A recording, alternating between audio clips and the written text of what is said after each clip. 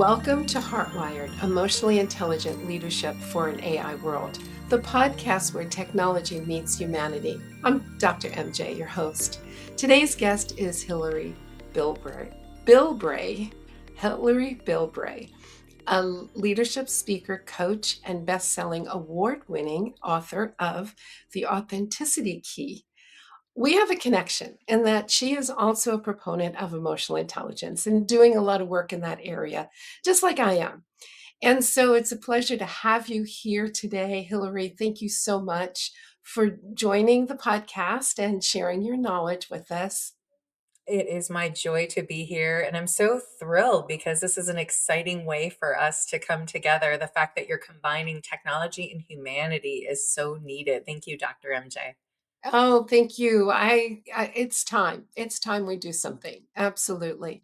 So when we kind of talked a little bit before, you said that AI wants to please us, Mm. and that there's always that pleasing bias that's built in. And so, can you explain a little bit about what you mean about that, and then why is it mattering so much, especially at this point in time?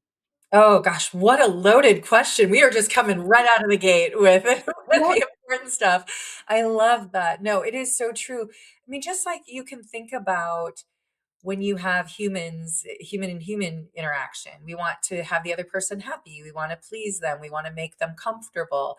But we have relationships and all kinds of other things that are in our past that will come up and maybe impact that. Well, the way that AI is trained, it wants to make us happy. It wants to please us. It's not going to say to us, hey, this sucks. It's the first thing it's going to do is try and tell us all the reasons why we're brilliant and amazing, because ultimately that will get our oxytocin, our serotonin, our dopamine, all of the things going.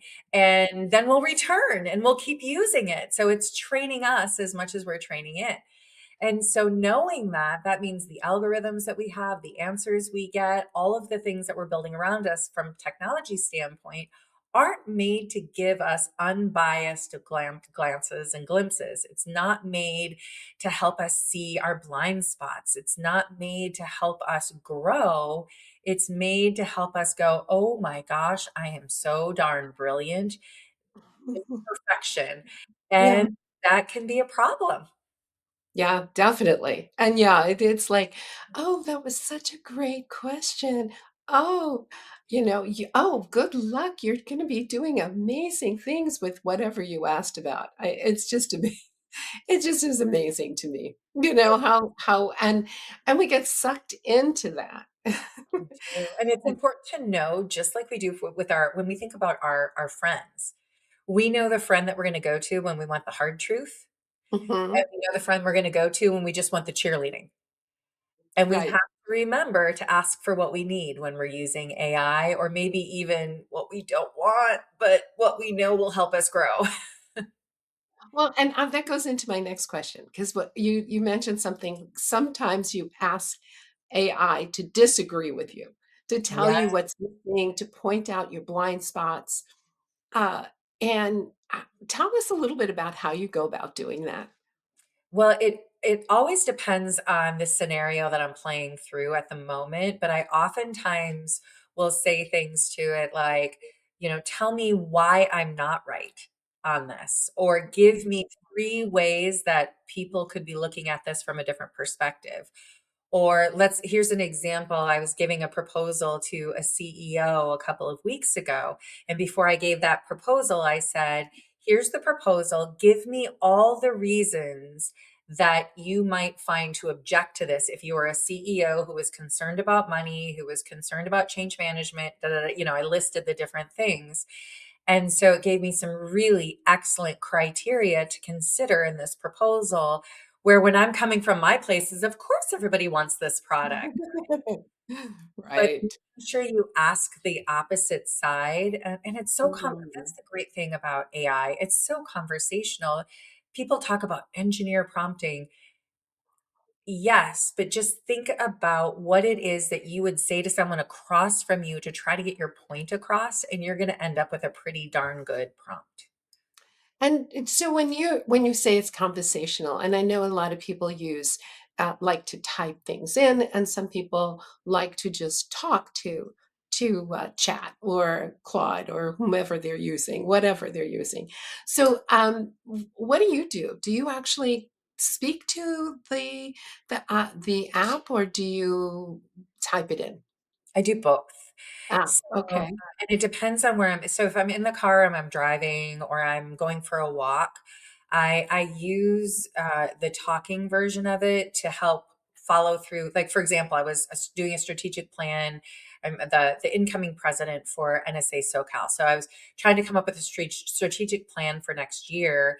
So as Mm, I was walking, I was having a conversation going back and forth, so that I knew when I got home I could pull that up and I'd have my data, but I would also be able to go back and see how we were iterating through the process.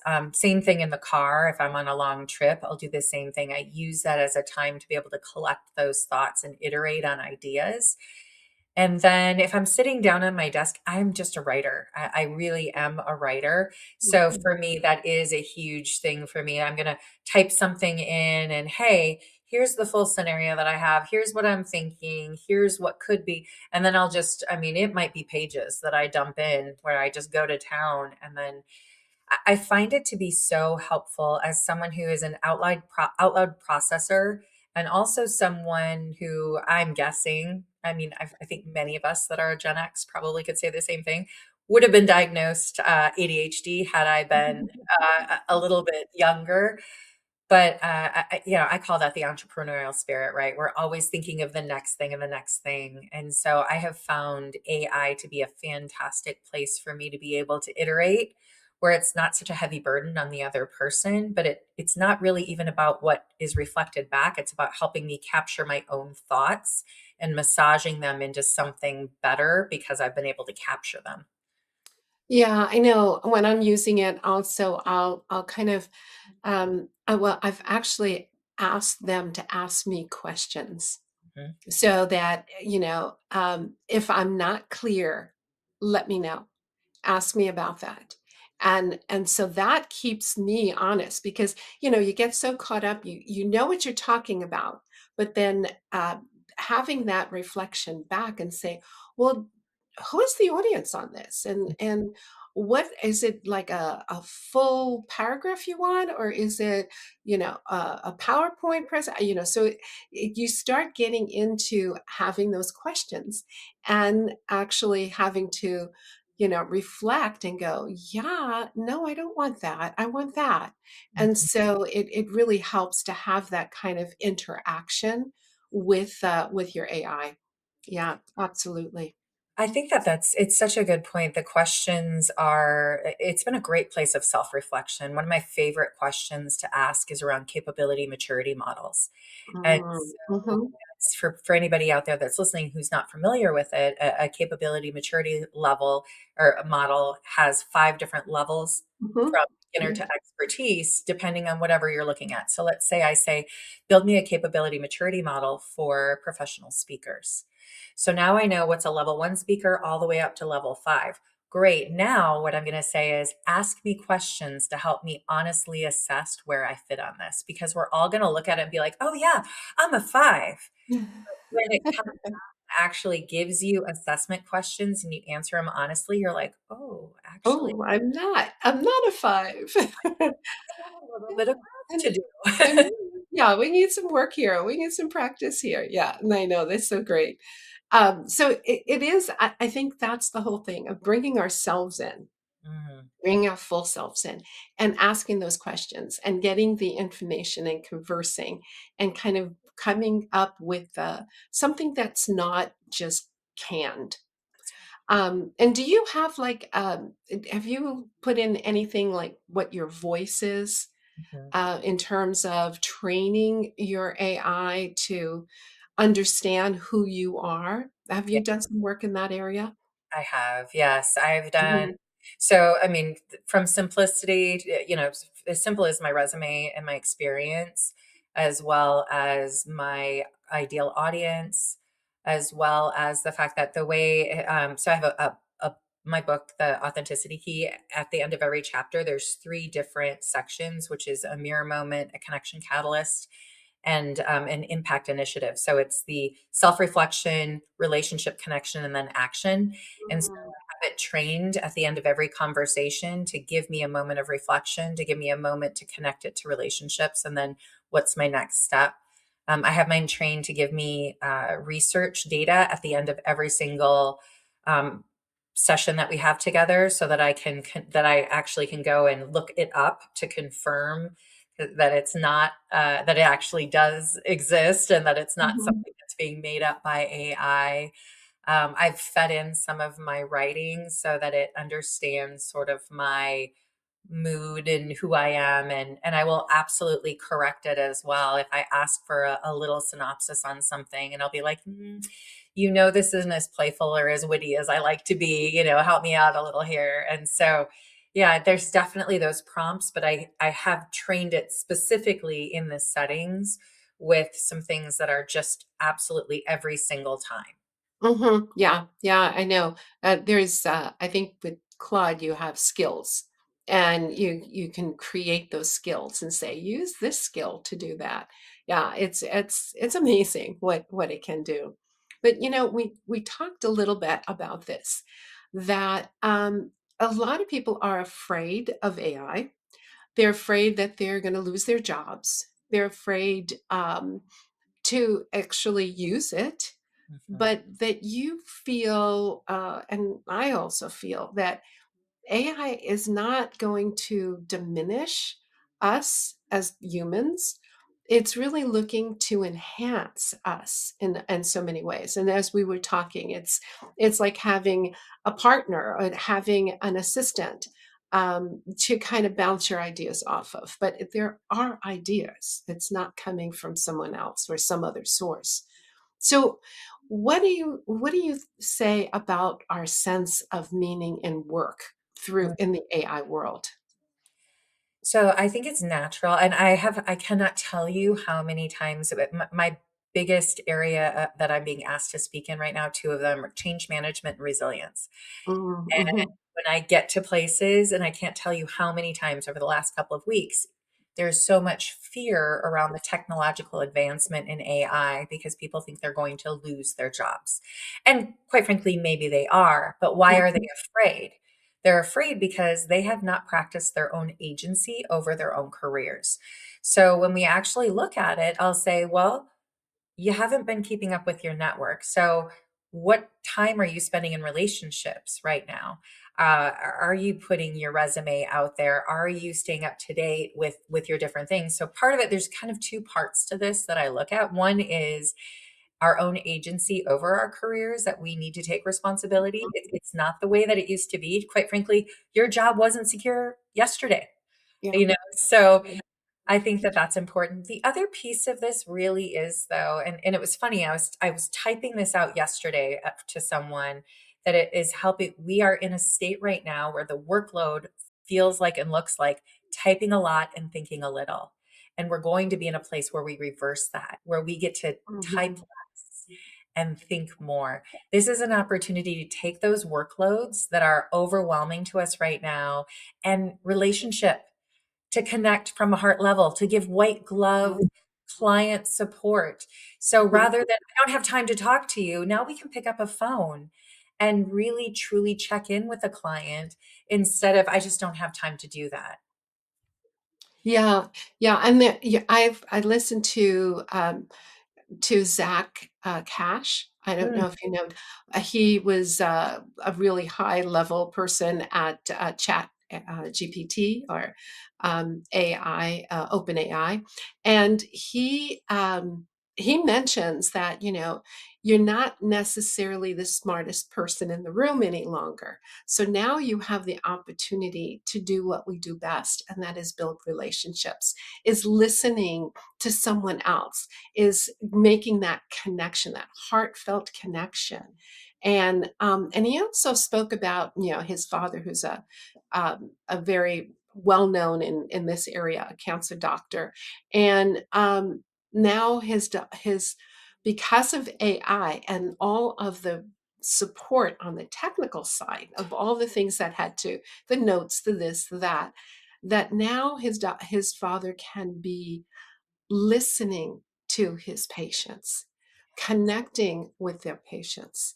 Because, it's been, okay, do this, do that, what have you. And then, you're not looking at the individual, you're looking at the disease. Now they can actually look at the individual, which I think is critical, and it's going to change us amazingly in the I future. yeah, I think you're so spot on, and that is, I mean, we don't have to go that far back to Mhm. look and say, the Industrial Revolution, everyone was scared to death because our brawn, our muscle was replaced.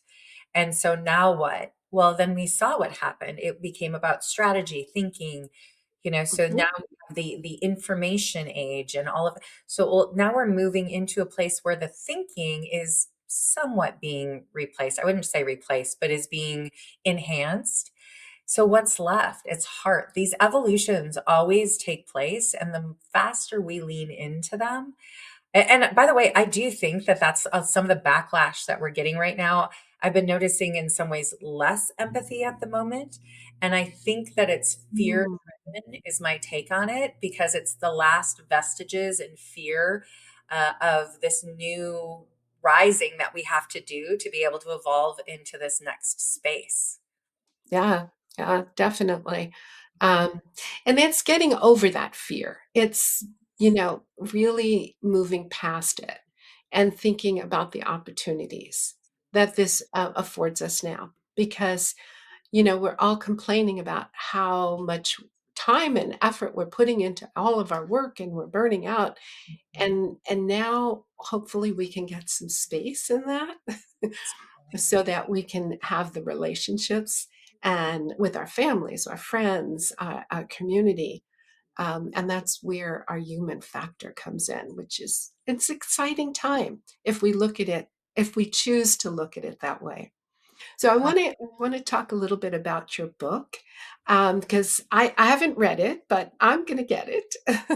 Authenticity Key. I don't know if I told you, but I was also very I had a whole research project around how women are authentic in their leadership roles. Mm. And so when I saw that, I went, oh my gosh, here's another connection we have.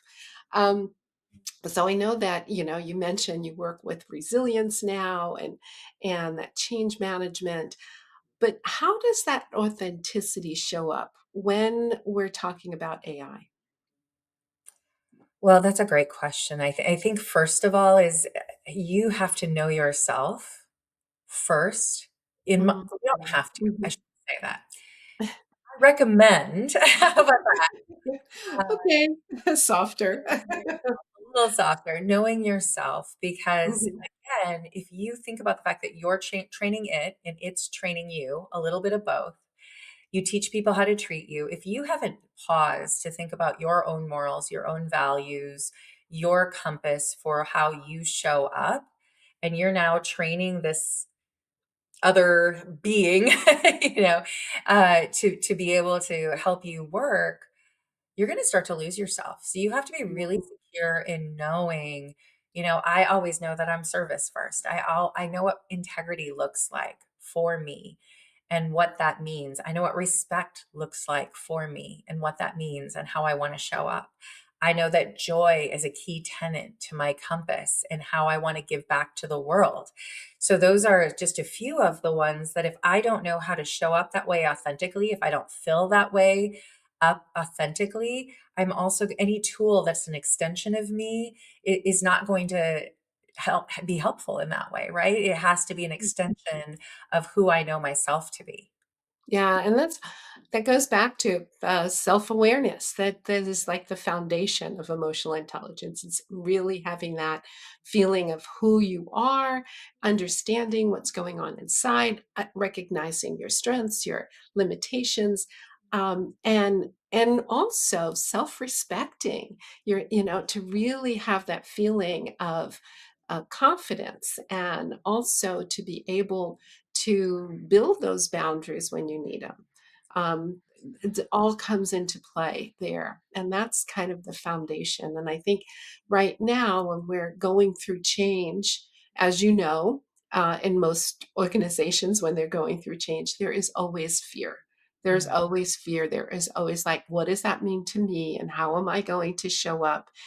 And I think it's that whole thing of being yourself and showing up as yourself.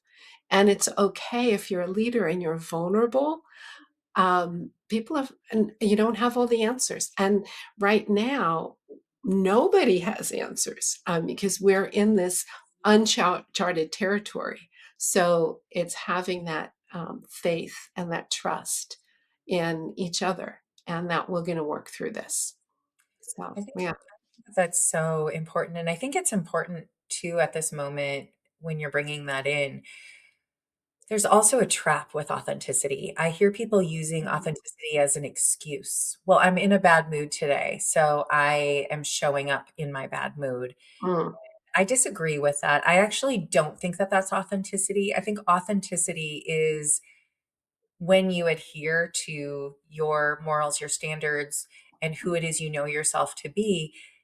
Bad moods and all of that, yes, they all happen, but those are saboteurs, those are traumas, those are things that are put upon our authenticity. And so the challenge and the balance we have is establishing those routines, those moments, those honest, candid conversations to say, I am showing up today in a little bit of a rough space. I'm going to cancel my appointment because I can't show up as my true self right now. I'm going to show up as a pain in the butt because that's how I am right now. yeah, and also the word, and that's what when I was working in my research project, the word authentic was having a totally different meaning. Like this is who I am, Yeah. and you put up with it. And Yep. that, of course, to me is not that being socially aware and making the relationships, it all comes into play. And so I agree. To me, authenticity is that core belief. It's that understanding of yourself. It's the values. It's your integrity. It's being wanting to show up in the world in a certain way. That's Yeah. right. So, what let's talk about the people who are listening and thinking about this. Mm. And so they might be saying, okay, I shouldn't be scared. Maybe I'll be, scared. But how do you recommend that people work through that? The only way to get brave is to be brave, right? The only way Mhm. to work through fear is to get into motion. And so I will say for me personally, I mean, this goes back a second. I was an early adopter, but I started in ways that felt really not scary to me at all. So I'll give you three ways that I started with AI before I ever used it for work. And they seem silly, but they were so helpful and it made me feel more confident. So I moved on. The first way that I ever used it was for itineraries. So a friend of mine, so this is Mhm. a fun way to start. A friend of mine and I were going to Joshua Tree, and I knew what the time of year, I knew what our budget was, I know what our personalities are like. So I put in all those things, what we were looking for, and I said, "Now help create an itinerary." And it was so fun, and it gave me a list. So it's kind of like Google on steroids is where I started, right? But it gave me Mhm. a beautiful itinerary, like I said. And then the next place I went was with birthday presents and or Christmas presents, and it Mm. was so wonderful. It was I have a niece who is 17 years old, and she's now 18, but she's 18 years old and she lives in New York City and she loves the theater. She's also a singer song and all of these different things. What would you recommend? And it comes out with this leather bound songwriting journal. And I was like, oh my gosh, I never would have thought of that, but it was Wow. so brilliant. And it wasn't that I didn't know her. I had to fill in all the things I knew about her. I just don't know all the things that exist for the person that she is, right? Yeah. So that was a really fun second step. And then the third one, oh my Lord, this one was my favorite, was if you haven't already started doing your grocery shopping, help me come up with this. These are my dietary restrictions. Give me the row that they're in the grocery store. I mean, the recipes, the whole thing. So those are my three ways of playing when I first started. Now I use it for everything. But those are like, who's going to feel defensive about putting anything in for those three places? They're a great, like, beginner place to start. Yeah. Well, we were traveling last year in Spain, and we were going from one place to another. And it was like, it was in October. And so if it was, what is the weather like? So I just said, here where we're going to be, give us the weather and what type of clothing should I wear or Yeah. bring? And it was perfect. I mean, I had like everything all lined up. Here's the average temperature. Here's this, and it was so helpful because I was able to pack effectively. I was able to just work through that whole thing. It was great. It is so wonderful. So, and that's no one's gonna feel like their job is being replaced when you start there. And then as you get Mhm. more confident and you see what it can do, that's when you start being able to do some brilliant conversations and coaching and, please walk through a difficult conversation with me that I have to have. This is the person I'm going to be talking to. This is the outcome we're looking for. This is the expected, whatever it might be. Now I get to go back and forth and practice a conversation. So when I go in, I'm bringing my best self instead of being worried about that conversation Yeah. or writing a proposal. I mean, it's so limitless. Yeah, and I think it's just we're just touching the very edge of it, and it's going to get even better over time. It's going to be amazing. It is amazing. So, is there any last minute word that you would like people to walk away with? Yes. I think, Oh, yes, what? yes, there is. Thanks Okay, for good. asking. Yay. I want to hear it. I think it really is about trusting themselves and Mm, being curious. Because the curiosity, if we live in fear, will get and attract what it is that we're afraid of. You will make yourself redundant if you're afraid of being redundant. But if you keep on being curious and you say, wow, my time is being utilized so well here, what's something else I can solve? What are the possibilities? Where is there an opportunity? Now it becomes an adventure. So I would just say, how can you give yourself permission to be curious, to be playful, and use that as the springboard to have more agency in your own life? I love that. Thank you. That is absolutely words of wisdom. So I appreciate you. I appreciate you joining us today, Hilary. And for those of you listening, if this is an episode that you think somebody else would enjoy, please share it. And if you haven't yet, please subscribe. Thank you again, and pleasure having you. Thank you so much.